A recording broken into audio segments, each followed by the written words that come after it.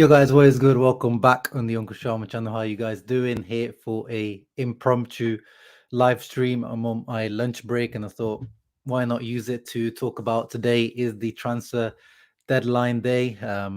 You know how it is, the 31st of January when everything's popping off. Not as much as it used to back a few years ago. It used to be a madness on this day. I used to tune in, if you're in the UK, the Sky Sports news channel on TV, and just have it on in the background all day, just seeing what kind of stuff is happening. You see Harry Redknapp pulling up in his car. You see all those sorts of deals, especially mainly Premier League stuff. But it always was always really good to be part of the transfer deadline day. As I said, especially for Interisti or Serie A fans, it's not as exciting really. We don't have the moolah to play with as the Premier League clubs do, but is actually a much more interesting transfer than I thought. If you guys remember, after we played our last game, I was like, we've got 2 weeks off, and I'm like, I don't know how to fill out the content, to be honest. So shall we do a quiz or something? And then I haven't had the chance because it's been so busy with the transfer rumors, ins and outs, that I haven't actually had the chance to set up the quiz that I wanted to, put together all the questions and stuff. But we'll make it happen at some point. But the transfer window took over this time around, and what we're going to do today is rate our January transfer dealings out of 10, and then we'll have a look at what other clubs did as well, and you guys can tell me, we're into the kings of this transfer window, or do you feel like someone else was, Juventus, or anyone else that you feel like had an impressive January window in the Serie A or outside the Serie A? And yeah, we'll get into it. But first of all, of course, let me see who joined this impromptu live stream. Got my boy Petros here. What's up? Meji, what's up? Tommy, is the new intro. Hey, you like it? You like the new intro? Yeah. I've had that in the bag for a while, but now StreamYard actually lets me because before the free version of StreamYard didn't let you upload your own intro thing. You have to use that, that 30-second countdown. Now I can use this Brozovic Barella countdown. Mohammed in the house. What's up? Long time. Oh, when was the last time I did a stream? It was like 2 days ago. Oh wow, I'm spoiling you guys. You guys are expecting me on a daily basis now. What's up, Mohammed, bro? King Daria, my boy, the king. Sharma in the morning in Barbados. Nice. Eduardo, we got what we needed with what we have. Yeah, I think that's the thing that we're gonna have to keep in mind when we're rating this mercato. Let's not rate it compared to Premier League clubs or compared to what is out there. Let's I think we should rate it to what Inter can do in their means, in our means, and what we can actually do. My man Mattia, what's up? The fans outside the stadium used to be the fans. Yeah, when you have the reporter, they're serious reporting on the news, and you have the fans in the background going mad, doing funny stuff. Greenwood is probably cheap. No, you don't want to go there. What up? I don't mind on the surprise for Marotta in his final minutes. Yeah, you never know with Beppe. He's always got something up his sleeve. Just found out the derby got moved to Saturday instead of a Sunday. Oh, is that true? Let me see. Oh, I'm sure it's true if you're saying it, but I didn't actually see that. Oh yeah, so now it's on Saturday, 5th of February at 5 p.m. Okay, nice one. Thank you, Mohammed, for telling me that, because now I can schedule my my stuff accordingly. And of course, you can expect a match preview before that. But now, yeah, I'll have to do the match preview slightly quicker than that. I got some Barbadian fans. Hey man, I always love it. I love it when I love people watching me from anywhere, even if you're watching from down the road here in Leicester. But if you're watching from like places that are further out, so far out from me, like Barbados, like we got people in Pakistan, we've got people in China, Indonesia, everywhere. Like that's just amazing. One day less to wait. Yeah, exactly. We're itching to watch our beloved Inter play. Where did Juve get all that money from? Hey man, that is the $1 million question, isn't it? The $75 million question. That's the thing that we're saying with Juve. They have the money. They're not the company that owns them. I've mentioned this many times. Exor the family Agnelli plus the Elkan family, they're joined together, one of the most powerful families in Italy and in Europe. And the company that owns, like, the equivalent of Suning Exor, is one of the biggest companies out there in the world, and they've been pumping money into Juventus. But even for me, even though I knew that, these guys on a financial basis, they're strong, I didn't expect them to do anything in January. But I'm going to try. I'm speaking to a couple of financial experts on Twitter and on LinkedIn. I'm trying to get one of these guys to explain to you guys. I know that everyone's not interested in finance of football too much, because it's like, we're interested in football, the actual what happens on the pitch, maybe some tactics and stuff like that, but not everyone's interested in the commercial side and the finance things. But I think it's good if someone can actually explain to me as well. Like, I understand it on like a basic level, but I don't understand everything that goes on behind the scenes, or like the decision making. Someone like a financial expert to come on and explain to us exactly, what's going on with the, Inter, Suning, especially in China, and then how, with the dealings with Juventus, financial fair play, like how this whole thing works. So I think it'll be a good video to make, and I'm speaking to a couple of people on that, so keep a lookout on the channel for that. Yeah, I know it's going to be a bit of a niche subject, but I think it'll be interesting to understand. Oh, another person from Barbados. Geez, today we're getting the love from Barbados. I'm loving it. Ariane says the Juve have to rebuild the entire team. Yeah, the Juve needed to do. That's what I was saying with if you saw my reaction to the Vlahovic transfer video, I said this is screaming desperation. That move by Juventus. That was saying like, we at the moment we have zero faith that we're going to make top four, and we need, to replace Cristiano properly, getting Vlahovic now. They got Zakaria. Who else? How many people are they getting now? Like, it's they're getting linked with someone like every day. Somehow, I mean, the way that they sold Kulusevski and Bentancur, like Paratici, who was their sporting director, who's now at Spurs, it looks fishy as hell. Like the fact that, Kulusevski is still valued at the same money that Juve bought him for. He was bought for around 45 million euros when they bought him from Atalanta. And somehow, after a disappointing season and a half, he's somehow worth the same amount of money. And then Bentancur, I mean, that one's not too bad. He's not, I don't like him that much as a player, but 25 million euros, that sounds about right. And they have to give 30% to Boca Juniors. That was part of the clause in Bentancur's contract. So, at the end of the day, they won't make too much from Bentancur, even though he is pretty much pure profit for them. And then let's not forget even Romero. It's like Paratici he's gone full Serie A and full Juventus. He's basically saved. They've spent for Vlahovic, they've almost made it back on Bentancur and Kulusevski. Not happy at all. It's crazy. Yeah, I mean, future, bro, I have no understanding. Like, I understand Kulusevski, and I know a lot of people quite rightly disagree with me on this, but I quite like Kulusevski. I picked him. If you guys watched my video at the beginning of the season, player to watch for each team, I picked Kulusevski from Juventus, but not because I was expecting a big season from him, just because I picked him. Let's watch him closely. Can Allegri get the best out of him? Because Conte wanted him at Inter really badly. Like, Conte wanted Kulusevski at Inter. We tried to get Kulusevski in that January, but Juve beat us. They outbid us. And in the end, like, that was way too much money they paid. Like, the guy had 6 good months at Parma, and the Juve paid like 45 million for him at the time. So I wasn't too gutted, but at the same time, if Conte was like wanting him that badly, and then in the end, obviously, we got Christian Eriksen, which it took a year, but then it did eventually work out. But this guy is like, physically what Conte wanted. Like, he's strong, tall. He's a proper, like, he's an athlete. Like, the guy can run. His running stats were only behind Brozovic in that season when Juve bought him from Parma. So actually, that one makes sense to me, because he wanted him before, and Kulusevski was, I don't know why he didn't. Well, I mean, if Conte wanted to change his position from a winger to a centre mid, maybe he didn't feel like he could do it. And he said he chose Sarri's system and style of play over Conte, but now he clearly admits, I guess, that he's made a mistake. But the Bentancur one doesn't make sense to me. He doesn't strike me as a Conte type of player.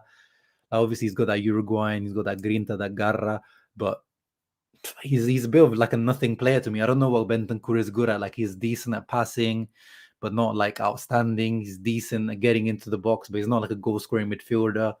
He's got good reading of the game, but I don't know what he's good at, to be honest. And that's why, Juve fans really don't, well, over the last few years, they haven't really liked Bentancur when he was really rated highly when he first came into the team. So that one doesn't make sense to me. But the Kulusevski one does make sense to me. And I've been watching Spurs much more often now because of Conte, but yeah, I'm going to continue watching them because that's quite an interesting transfer they've made there. But we'll see, man. We'll see. What's up, AV? Juve again, Nandes for nothing. Cagliari. I'm not too sure about that. I'm reading that, they're still holding out for an obligation to buy from Cagliari. But again, yeah, we just know Cagliari, man, just don't deal with these guys. We do them favors all the bloody time. And one time that we're trying, get some favor from them, like give us Nandes on the loan with the option to buy, we'll see, and now look, the guy's barely played because he doesn't want to play. At the beginning of the season, he was out of the team. Like, Cagliari, man, I honestly, yeah, I don't like saying this, but I wouldn't mind them going down, like, just because of how they've dealt with us, with Inter in the last few years. Tommy's gonna hop into a meeting. No worries. Is Caicedo any good? Does he improve us? Check back on the video I did with Jerry Mancini, bro. My stream from 3 days ago. We talked about Caicedo, but he is he's just the backup. He's the backup. There's no you shouldn't set any expectations for him. He's just that guy that's going to come in whenever needed to step in the striker positions. And he's done the job for Inzaghi in the past, and he might do the job for us. Any contribution for him, any positive contribution is great for 800k of net salary. So let's get into it. What I want to talk about in terms of our transfer dealings this mercato. I haven't got too long, as I said. I am just on my little lunch break. Inter's 21-22 transfers. So the only confirmed ones at the end of the day, as I said, like, the transfer window has been busier than I thought with rumors. But at the same time, I do always say, like, they are going to do this, the papers and stuff. They're always going to, especially towards the end of the window, they're going to flare up the rumors. And that's why I always ask you guys to not always just believe every single rumor that you read. Like, any little rumor that comes out, everyone's always like asking, like, what do you think about this player or this player? I always try to wait a little bit for more confirmations. If more sources are talking about something, that's when I like to talk about something. When it's like one paper's thrown out there, Inter wants, Kessie is just like, okay, sure, but it doesn't seem realistic to me in any way. But yeah, so our two transfers, Robin Gosens, Felipe Caicedo, technically both loan transfers, but as we know, Robin Gosens is a loan with obligations, so it's technically it's masked. It's a masked obligation, or a masked transfer, permanent transfer. As soon as Inter score their first goal in 2023, the obligation is triggered in his contract, and Inter will have to pay the 25 million total fee in 3 or 4 installments. So very good deal by Inter, just delaying the payment. And that's what it is. I said to you guys, we have zero money to buy players for in January. I didn't believe any of those rumors about Inter have a 15 to 20 million kitty to play with for January, and we've technically have spent zero money in January. That's what we've done. Gosens is a free obligation loan. Caicedo is a free loan, because sometimes you even have to pay for some of the loans, but actually it's been confirmed as completely free loan from Genoa, 6-month dry loan with no option, no other clauses in there. We pay his wages and that's it, which is great. So Caicedo, as we said, he's the guy to replace Sensi in the squad numerically, because Sensi, as we saw, Inzaghi also has played them in that second striker position. like in the first game against Genoa this season. So Sensi could have potentially been that Correa replacement because of Correa's injury. So Caicedo was like, killing those two birds in one stone. So he's replacing Sensi, but also being that guy replacing Correa whilst he's injured. And yeah, 33 years old, I know, but honestly, my expectations with Caicedo are on the floor. If he gets more than 10 appearances this season, I'll be very surprised. If he gets more than 5 starts, I'll be very surprised. So he's just a smart temporary signing. Gosens now is the one that's interesting. Let's see when he comes back. Expected to be coming back at the end of or towards the end of February, so we're not going to see him for a little while still. But let's see, is he able to take the starting spot from Perisic? I doubt it. And today, the training session, if you didn't know, Inzaghi actually tested positive for COVID the last week, and now today or yesterday he tested negative. So today he's back. He'll be able to take a training session again, and he'll be able to meet with Gosens in person for the first time today. As it says here from the Corriere dello Sport, translated by sempreinter.com. Gosens completed a signing from Atalanta last week, has not had the chance yet to personally meet with the coach, who has been self-isolating with COVID. However, with the coach having made full recovery and returning to lead training today, he will meet with the German in person first time. Gosens, still injured, will not be ready to make his debut in an Inter shirt until some time later in February. But yeah, now he's made his acquaintance. New striker Caicedo hasn't taken much time to settle in after arriving from Genoa, and will be ready to face AC Milan over the weekend should he be called upon. Yeah, so Caicedo already took part in training with us. So yeah, he's ready to go, even though he's had some injury issues over the last couple of this last season, really.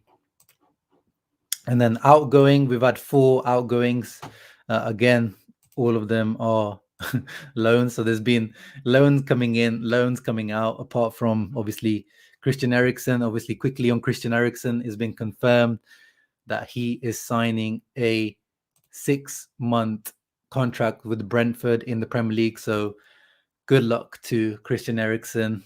We still love Christian Eriksen. We miss Christian Eriksen. It would have been amazing to see Christian Eriksen in this team, but life sometimes has other plans. But it's great to see him back and being available, being a professional footballer, and being in the Premier League. It's the league I watch the most after the Serie A. So now I will definitely be tuning into more Brentford games, and I encourage you guys to do it as well. They're actually a decent team, Brentford. They're not too bad. He's got a Danish coach there that I think coached him when he was in the Danish under 18s or under 17s, I heard, or something. So he's got previous relationship with Eriksen already, which helps him settle in. Brentford, less pressure for him. So there's not much expectation, I don't think. Yeah, so it's overall a good deal for Eriksen. Very happy for him. Let's see how it works out. So yeah, that one was the transfer out that we had no power over, no control over. The other one was Facundo Colidio, who's gone to Mexico, I believe that is, to play for Tigre, loan transfer. This guy has not worked out. He was not hyped transfer, I would say, but we signed him for what did he sign him for? 6-7 million. Oh wow. It says we signed him for £8 million back in 2017 from Boca Juniors youth team, which is 11 million, 12 million euros. Is very expensive for a youth player. And it never actually worked out with Facundo Colidio.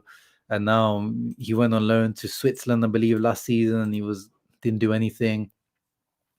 So yeah, it's kind of like a make or break for Colidio, really. Starting off with a promising career, but he hasn't really lived up to the hype.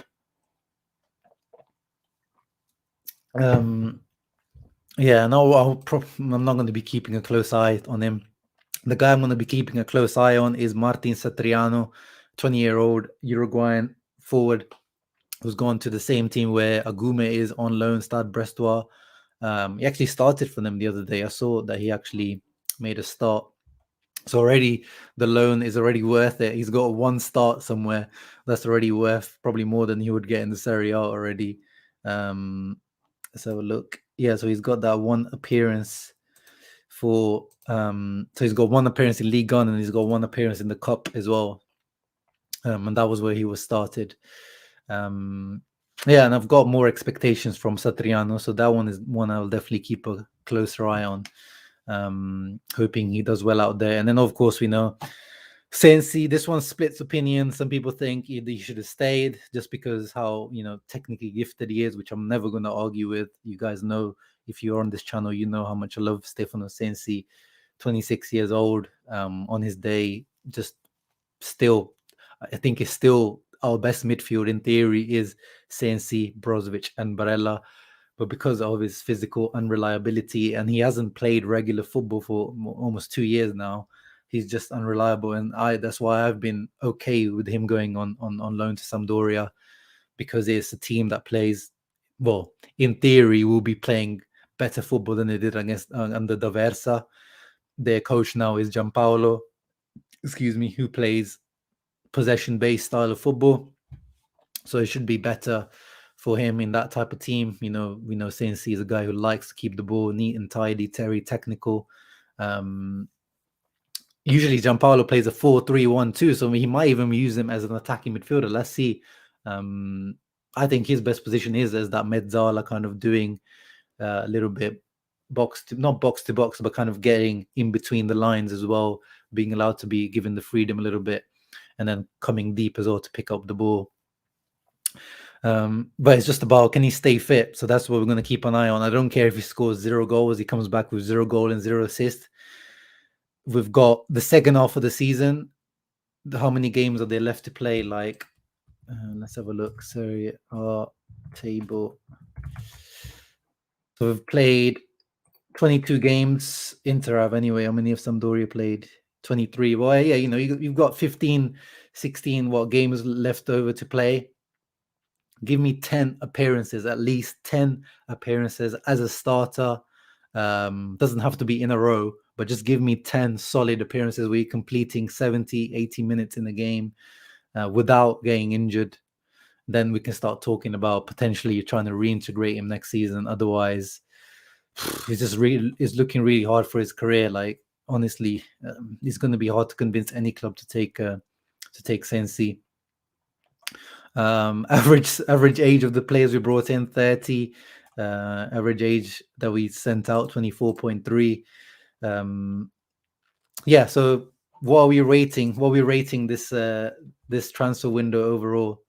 Again, let's think about it in a way that what Inter's capability is, not what other clubs have done or what you think Inter should do. What did they do with what we have available in terms of resources? I think, as I said, I never believed the rumors about that we have 15, 20 million to play with. We made a January window on a free. We played with this January window on a free. 2 signings, 2 both covering holes in the squad. As we know, Di Marco's now been moved into the left centre-back position, so it means that we needed a left wing-back, and we addressed that with Gosens, who also addresses the long-term need in the position if Perisic leaves. So that's a very clever signing. And of course, I don't know if he's the best left wing back in the league, but he's definitely, he's there. He's in the top 3 for sure. But it's just the smart signing that you can make, loan with obligation. You pay in 2023 in installments. Just chef kiss. And then of course Caicedo, as we said, free, 800k net salary, the super sub that he was at Lazio. If he does anything close to that, if he brings in 1 or 2, if he brings in even 1 winning goal that brings us 3 points, the guy is worth it. And of course, sending out, Sensi, maybe I think Kolarov now is going to be cancelling his contract. The Onana, let's chuck in the Onana thing as well, because I think that was kind of confirmed this month as well. It's technically not a January signing, but the whole January business, the Onana signing as well on a free. I would give this 8 out of 10, to be honest. Julian says 8.5 out of 10. Arion says 8 out of 10. Yeah, 8 out of 10. 7.9 out of 10 from is it Rodrigo De Paul, RDP? Giacomo says I'll give it a 7.5, surpass my admittedly. Yeah, exactly. I think that's the thing as well. I had very low expectations from this market. So for that reason, it probably is a 7 really. But just because I had set my expectations so low, I would give it an 8, to be honest. 8.5, unless there are some late updates. Yeah, so this is up until now. If something happens until later, that you never know. Yahia says here, according to Sky, Marotta was running to Sheraton Hotel, maybe late gift to Inzaghi. Yeah, that's the thing in Italy. They all go to this hotel in Milan called the Sheraton, and that's where all the agents and all the directors are in one day. I think it's like just logistically they go there as that one day to be able to talk to each other quickly, logistically, to make deals in an efficient manner. So I wouldn't be surprised if something else happens today, especially knowing Marotta. He's always got his eye on a deal, but I'm not. Once again, I'm not expecting anything today. Julian says rating is an 8 or 7.5. Ghost is an insane signing, but because he's coming back from a serious injury, I can't go higher with my rating. Yeah, that is true. With Gosens, we have that caveat of 2 semi-serious hamstring injuries he's coming from now. Is it a risk? But I think we have to judge it for what it is right now. We don't know in the future now that how he's going to be, but I can understand why you would say just that 0.5 less because of Gosens' injury. 7, Gosens is massive. A midfielder should have been brought in to replace Sensi. I agree. Qualitatively, definitely, like, you taking out someone of the quality of Sensi. But as I keep saying, with Sensi, practically, actually need, like, the guy hasn't played. He's played 8% of the minutes for Inter. So in theory, you should be replacing someone Sensi with someone with quality, but Inzaghi hasn't been able to use, or he's chosen not to use Sensi for the whole season until now. So numerically, we've got 3. We play with 3 midfielders and we've got 6, so we've got 2 per position.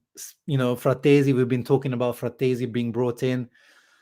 It was going to be hard. As I said, we've got 0 money to deal with at the moment. How are you gonna? It's going to be hard to convince Sassuolo to let Fratesi leave in January free with an option, and he's not gonna get any game time. Like, he's not gonna start ahead of Barella. He's not gonna start ahead of Hakan when he's fit. Like, he's gonna come in to be a sub right now. So even for him, it would be for that. We're saying that for that one Liverpool match, I think everyone's thinking about that. We want Fratesi just to play in that Liverpool match. But again, the guy, he's been impressive, but he's coming from Serie B. And as Conte used to say, if his famous quote against when we lost to Dortmund, he was like, I've got these players from Cagliari and Sassuolo, when he was referring to Sensi and Barella. Like, well, what more can I do? It's a big step up, guys. Taking the guy from mid-table level in Serie A, where he's doing decent, and now expecting him to go out and ball out in Anfield. Like, ideally, we do need a midfielder, yes, to replace Sensi, but losing Sensi is like hardly losing anything really in the squad when you think about it practically. And it seems like Inzaghi was more concerned about, I think, Correa's injury record. I think he is more concerned about having the striker position filled. So we'll see. I hope the most important thing is Sanchez. Sanchez stays fit. If Correa's injured, at least Sanchez needs to be fit. If Sanchez is injured, at least Correa needs to be fit. But now at least we've got Caicedo. But he's definitely more of an alternative to Dzeko, I would say. And that's something that we've needed as well since the start of the season. And we needed it when Lukaku was there. We needed a Caicedo to be able to just come in sometimes. Fai says 10 if we sign Fratesi this window. Yeah, that would be amazing. Steven says hopefully something happens in the next hours. Yeah. 8 if Scamacca, Perisic. Oh wow, you've got very you're saying 8 and then 10 if. Yeah, I don't think Scamacca is going to happen right now for sure. I've maintained that. Yeah, you can go back into my stream with the Nima from 4 or 5 days ago, and he made a stream talking to Nima about his injury record. His injury record is good in general. It's just this season is not good. Yeah. So, I don't know if he was rushed back, because he. But yeah, maybe that's the thing. I watched a video the other day about these hamstring or muscular injuries. Once you get that, your percentage of reoccurring that injury is like between 15 to 40%. Like becomes quite high as soon as you get that injury. So we've seen that with Correa, we've seen that with Sensi. Like once you get that, Correa had plenty of times once he came back from that hamstring injury, but he got this exact same leg that Correa injured a few weeks back. He injured that again, and he wasn't rushed back. He was given time to come in. So I think sometimes it's not even about that. It's just it's football, in athletic sports, and it happens. Don't forget to like and subscribe so Sharma becomes more famous. Yeah, thank you very much for that, Eduardo. Yeah, and I don't know, how does this time suit you guys for live stream wise anyway? Thank you for coming in, Mr. Paki. Honestly, I'm not a big fan of Inter paying 40 million for Scamacca. Let's see. I mean, nothing is confirmed as of yet in terms of the Scamacca deal. And I've said it is a little bit expensive for what he's shown until now, which is not too much, to be honest. But it's the market these days, guys. There's not much we can do. At the same time, Deshant, you tell me what other profile is there like a Scamacca out there, like a tall, technical, goal-scoring striker. Like, it's very hard to find that profile that combines all those things. He's a rare commodity in football. That's the issue. You've seen today, I've seen Darwin Núñez, West Ham, bid £50 million for him from Benfica, and he's a similar profile to Scamacca, like a big kind of target man striker who's a little bit technical as well. It's just the market. Strikers in general are more expensive, and there's a general lack of quality strikers, and that's why also Borussia Dortmund are interested in Scamacca as the potential Holland replacement. So it probably is too much, but at the end of the day, it's like, who else is out there? Oh yeah, I mean, the Luis Diaz signing for Liverpool is also a big January move. It's not good news for Inter going into that Liverpool game. Yeah, I mean, I wasn't confident going into that. I mean, at least he's gonna take some time to integrate into the team. One good news is that Mane and Salah are both playing late in this AFCON. They're still involved in the AFCON, so that's good news for us. That means that their comeback into the Liverpool team will be delayed. If there's any injuries or if there's any quarantine they have to do coming from Africa, or I don't know what the COVID protocols are, how far do they go into the stage, so yeah, that's good news for us. Coming back tired as well, not 100% fit. So in that sense, we've got some good news, but the Luis Diaz signing is not good news for us. Julian says the team deserves a high rating simply for how well Marotta has done with re-signing key players. Maldini should take some notes. Yes, we need to take that into account as well. Di Marco re-signed, but we're waiting on that Brozovic one. That's why I wanted to include that Brozovic. If it was Brozovic, then it would be like a 9 out of 10 if we had re-signed Brozovic, or extended his contract. But I don't know what's happening with that. They are making us wait a little bit longer than I would like for that. So if the Brozovic happens by maybe by the end of today, who knows, that would make it a 9 out of 10 for me. And there's also talk of Skriniar soon renewing his contract as well. Going back on the Scamacca talk, apparently Alfredo Pedulla, who's a pretty reliable transfer journalist, says that Scamacca has kind of almost promised himself to Inter. He's a major target for the long-term Dzeko replacement, as we know. We haven't got an agreement with Sassuolo as of yet, so I don't want to. That's what I'm saying. Let's not act like it's been done. It's a done deal or anything. But he apparently wants Inter. He is sold by the idea of playing for Inter. Indications that they are the only club he wants to join at the end of the season, and he's a subject of interest from many clubs. But in the transfer market, guys, I don't like it when we get overconfident. Like Tonali, remember Tonali? Tonali was pretty much a done deal. He was ready to join us. We had the agreement in place with the Brescia, but Conte pulled the plug on that. He says go for Vidal. And then, of course, it was like, it was convenient for Tonali and Milan to pull the, he's a Milan fan, a lifelong Milan fan type of stunt. But Tonali was pretty much, 1 foot in black and blue. This is modern football. People think, the club that they support has a big choice, but I wouldn't look too much into that. Like, okay, maybe now Skamaka says that he wants to join Inter, but what if Dortmund come in for him seriously after they sell Haaland? That would be a smart move. I think Dortmund is a good club for young players to go to. So let's not act like this transfer is done. Sassuolo, are also a difficult team to negotiate with unless you're Juventus. Yeah, Mohamed is still waiting for that Brozovic renewal. Come on, Brozo. Sign the thing, please. Yeah, Alexander Isak, but do you know how much? I mean, reportedly they want even more for him. They want like 50, 60 for Alexander Isak. And I would say he's got more tendencies of like, drifting out a little bit. He's not the guy that's going to be the, go to the target man guy. Isak likes to drift out to the wing. He likes to dribble and likes, take the ball around. I wouldn't say he's like your number 9 again.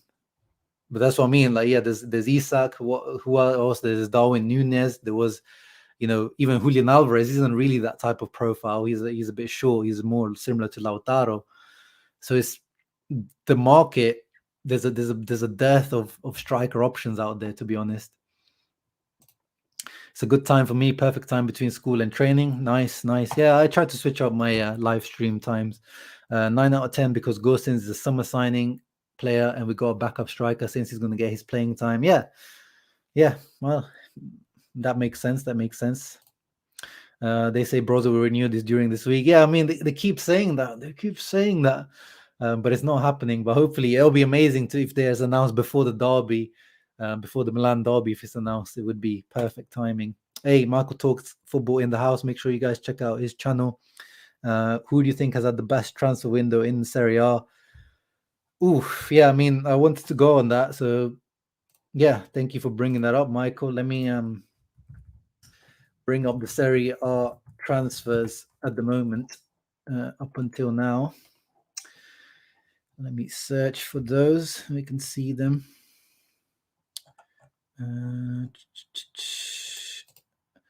No, that's not the one I wanted. I want January transfers in Serie A. Righty-ho. Nope, not that one.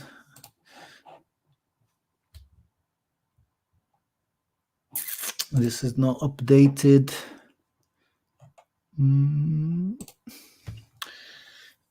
About this one.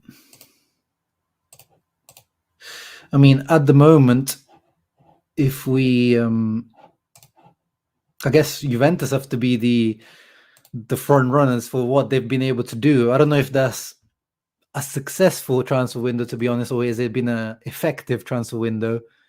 But it's definitely been the most impactful transfer window by Juventus. So yeah, we've got here Inter. We've already looked at them. I gave them an 8 out of 10.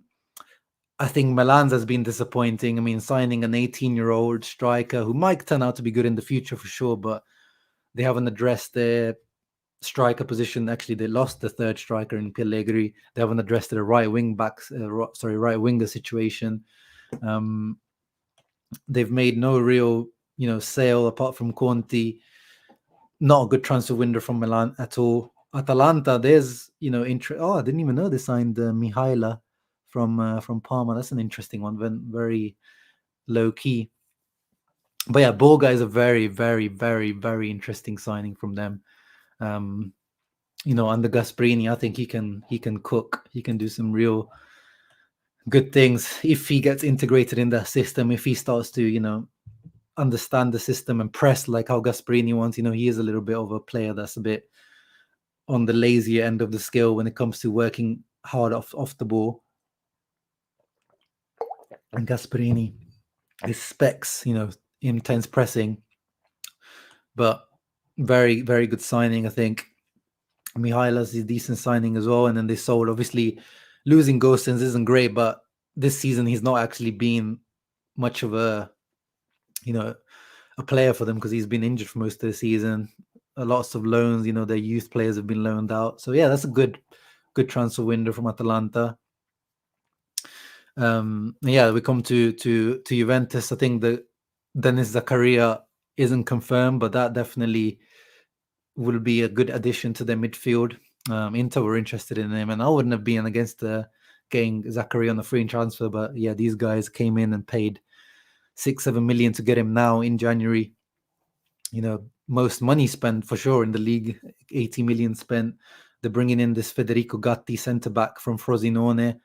Not really know too much about him. Seen a few clips, looks decent, but not sure why.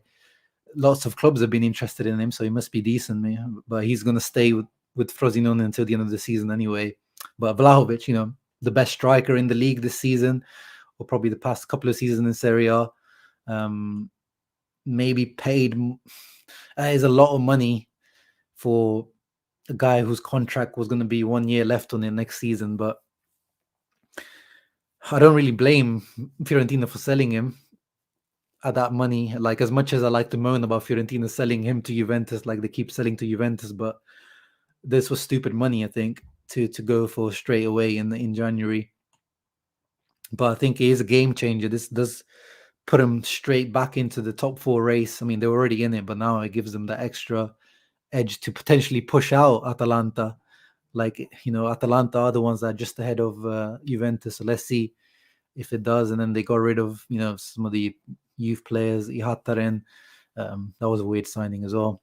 Dragusin's gone to Salernitana. Gatti stays at Frosinone. Yeah, Napoli have done nothing. They brought in Tuan Zabi on the loan. Not much there. Manolas left. Amin Younes, yeah, like other youth, or not even youth players, just random players. Lazio completely useless, just outgoings, awful transfer window. Sorry, fuming probably, but they can't do anything because of the liquidity index. Roma. Now Roma, yeah, now this is a smart window from them. Sergio Oliveira comes in. He's already made an impact for them. From Porto, seems like he's got personality, technical ability, goal scoring. Maitland Niles very adaptable. We've seen how Premier League players in the Serie A usually have good impact, and he already looks good in a few matches. And again, not much of a outlay. I think Oliveira's got option to buy for like, was it 13, 14 million or something like that? Not too expensive, so pretty good moves, not bad. And they got rid of the players that Mourinho doesn't rate, which is made clear he doesn't rate, so that's good. They trimmed their wage budget. Gonzalo Villar, as I said in the past, that would have been an interesting loan possibility for Inter as a vice Brozovic, but not a massive loss. Oh yeah, Luca Moro. He's a very interesting, promising striker that Sassuolo have signed. So they kind of look like they're planning for life after Scamacca already. Because I doubt he's going to get much playing time this season, but they've secured him very cheap as well, 3.6 million from Padova. He's had an interesting year. And of course, losing Boga is a big hit for them. But yeah, these guys, they're not trying to challenge for Europe. They're just going to stay mid-table, and this transfer window for them is fine. Sampdoria, let's have a look. Sensi is a good signing if he stays fit. Magnani, Rincon, Conti. I'm not sure about the Supriaga guy. I think he's supposed to be a good talent, but I'm not really sure what to make of it, to be honest. Is a bit of up in the air. And of course, they've got a new coach in, so hopefully he actually requested a lot of the signings. Hellas Verona were active as well. Free transfer, loan. Genoa were very active, but I still think they're going to go down, unfortunately. Yeah, they were quite active. Piccoli from Atalanta, Calafiori. Yeboah is an interesting one to keep an eye on. Young Italian striker from Sturm Graz. And then this loaned out loads of people. Not much from Bologna. They sold Skovolsen. This went under the radar to Club Bruges or Brugge. but not much apart from that. Not much from Udinese. Oh, Pablo Mari from Arsenal, decent signing, I guess. Filip Benkovic from Leicester, free signing. Not bad, not bad. Samir has gone to Watford, Udinese B team, of course. Yeah, Fiorentina now, of course, they've got the Vlahovic money to spend. They've had an interesting window. Icone, the winger from Lille, 12 million, very good signing, I think. Cabral, he's a bit up in the air. He looks good on the clips that I've seen. He looks very good. Some mad goal collection, but let's see if it actually translates to a much difficult league. And Piontek, let's see if he can revive his career. But I think, replacing Vlahovic with two strikers and getting another winger in, which is what they needed, that's a pretty good transfer window. Spezia, they've got the transfer ban, so they can't do anything. Cagliari, this doesn't seem like a great window if you're trying to stay up. But they've tried. Now, this one's an interesting one. This one, I was annoyed about this one. Samuele Ricci is a guy that I was really interested in as a potential long-term, Brozovic replacement. But yeah, they signed him for like a really nice deal for like, total value of around 8-9 million euros, like from Empoli. I was gutted about that one. So very smart buy from Torino. Pellegrini is a bit, it depends how fit he is. He's made of glass more than Sensi. Fares is all right. Empoli, they got Benassi, former Inter guy. Verre from Sampdoria, decent. Salernitana, I think they're just going mad, just random signings. Fazio, Sepe, Verdi. I mean, it's definitely improving on the quality of the squad. Mousse from Sheffield United. They've definitely improved on the squad quality, which was not hard to do. Is the worst squad in this league, but I don't think it moves the needle for them much. Venezia, that was interesting, bringing Nani, who's already made an impact for them. Cousins was an interesting signing as well. But again, not sure if that's going to be enough for them to stay up. I don't know. Who do you guys think? Who's at the... I mean, as I said, Juventus's one is probably the best one in terms of, impact or like the media hype on it. But I don't know who's actually... I think Inter's one might actually be the best one. I'm confident in Marotta since he's very good in terms of Carnevale. Yeah, they are good friends. But at the end of the day, if someone's going to offer more money and Scamacca's going to wants to go to that team, or is offered more salary, he's probably going to end up going to that salary.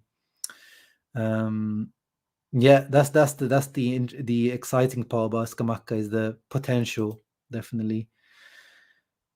Juve just for moving, yeah, I guess you could say that. I mean, just for the selling, if they manage to actually get rid of Ramsey's wages, Bentancur and Kulusevski for that much, for like around 60 million, that probably deserves for them for that to be the transfer window of January. Because sometimes getting rid of players is just as important as bringing in, because Ramsey was taking up a lot of wage space and just media negativity. So you could be right there, to be honest. Michael says it's a game changer signing by Juve, almost a panic buy. Yeah, it definitely is a panic buy. Also, AS Roma, yeah, have made a couple of good signings. Yeah, I don't think there's a particularly standout deal, to be honest, or standout window from anyone. I think you just have to give it to Juve just for that, as much as it pains me, of course, to have that kind of, look, we're still, we're out here. Don't forget about us. We're still the boys out here. And of course, as we said, we're getting rid of bloody Bentancur, and if they can manage to get rid of Ramsey today, yeah. Hey Mo, what's up, bro? Thank you very much for the kind words. You are also one of the best Inter presenters out there. Jeremy Boga to Atalanta is a good deal, yes sir. Juve is the best one if they sell their Deadwood for 60 million. Yeah, you have to give credit to Cherubini. Well, you have to give credit to Paratici more than Cherubini. He's the one who really saved in them.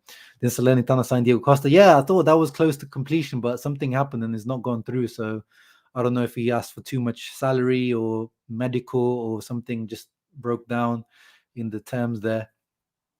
You never quite know what's with these free agent players. Maybe they're just not physically fit whilst they've been resting, doing nothing. The hype for I don't understand the hype for Bentancur. I mean, if you guys saw today, there was a Spurs account that tweeted out that we're signing the Uruguayan Pirlo, and I was just like, oh my god, what rock are you living under? Some of these Premier League guys not watch a minute of Serie A and are getting hype from probably. I mean, there was hype for him when he first broke through the Juve team, and I was interested in him back then. But then the last few seasons I've been watching Bentancur, I'm like, what are you? Like, what do you do? Like, what is your role? What do you want to do like when you grow up?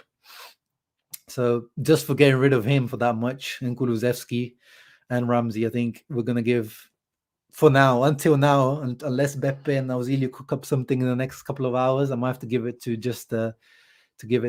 Juve. But I think Inter have made the smartest window alongside Roma, where they've addressed, the two areas that they needed. You needed the left wing back, potentially for the long term as well, and then you just needed someone numerically up front that just can step in for Sensi and Correa, and reviving potentially Sensi's career. Like if this loan deal works out for Sensi, you've revived. You can actually, even if he doesn't stay Sensi, you can actually sell him to a team. Like if he stays fit and performs, you can say, okay, see, this guy's okay. He can stay fit. Give us, 10 million, 15 million, like whatever you can, like whatever scrap you can get for Sensi, you're able to get it. Because right now you can't get any money for Sensi right now because he's not a footballer right now. He's only Roberto Mancini seems to have faith in him in the football world. Like I have faith in him, and like a lot of you guys have faith in him. But only Roberto in the actual coaching world, Roberto Mancini called him up again for the in this international break. He went with the Italy team to train with them in this stage thing that is just a training session in the Italian national team. He calls him. He was on the plane to the Euros, remember, until he got injured on the last day. He had scraps of minutes on the Conte, but Roberto Mancini took him with him to the Euros. He has so much faith in the boy. If only Mancini was managing a team somewhere, he probably could have taken him. Khalid in the house, is that a 15-year-old Brazilian Kleber the real deal or just a clip merchant? Oh, you mean the guy that I posted on Twitter the other day? Oh, yeah, what was his name? Yeah, I mean, he looks unreal. I forgot what his name is, but he does look unreal. But obviously, in clips and stuff, you can look unreal. But with those guys, though, you can take a gamble with some of those Brazilian boys. I don't think Juve fans should be happy for that Kulusevski. That guy could potentially be a top winger if he has a good coach to support him. Yeah, but I mean, he's had long enough at Juve. He's had long enough, a year and a half. Like you can blame obviously he had Pirlo last year and Allegri this year has not been good, but he's not really shown. Yeah, that's the guy, Endrick. Yeah, that's the guy. Remember that name? That guy does look really good. But yeah, Kulusevski, I rate him, as I said, more than other people probably do. But I don't know how they managed to get. I mean, I think it is a loan with the obligation only if certain terms are met. So he could end up returning to Juve at some point. If I think it's a top 4 clause in the. So if Spurs make top 4 and he meets some certain appearances, I think it triggers the obligation. But it's a masterclass deal, to be honest. But it needs to be. I feel like it should be investigated that Paratici's making these deals with Juventus just after he's left them. Like, but yeah, guys, as I said, this was an impromptu live stream. Thank you very much for joining me. Transfer window is coming to an end. Let's see if Beppe and Auxilio cook up something before the end of today. Scamacca, Fratesi, who knows? I don't think so. In my opinion, I don't think anything else will happen. But I'm very happy if they prove me wrong. I'm very, very happy if they bring in Fratesi or Scamacca or anyone else. Let's see what happens. And yeah, obviously keep an eye out on the channel for more content coming. The Milan derby, as we said, has actually been moved to Saturday. So remember, it's on Saturday, not on Sunday now, the Milan derby. Of course, you can expect a proper preview for that. And I'll try to get probably a Milan fan or someone on that to do that preview. Thank you for tuning in on this impromptu live stream. 53 people. Make sure you're leaving a thumbs up and subscribing to the channel. Thank you everyone that supports the channel. Ciao ragazzi. Forza Inter.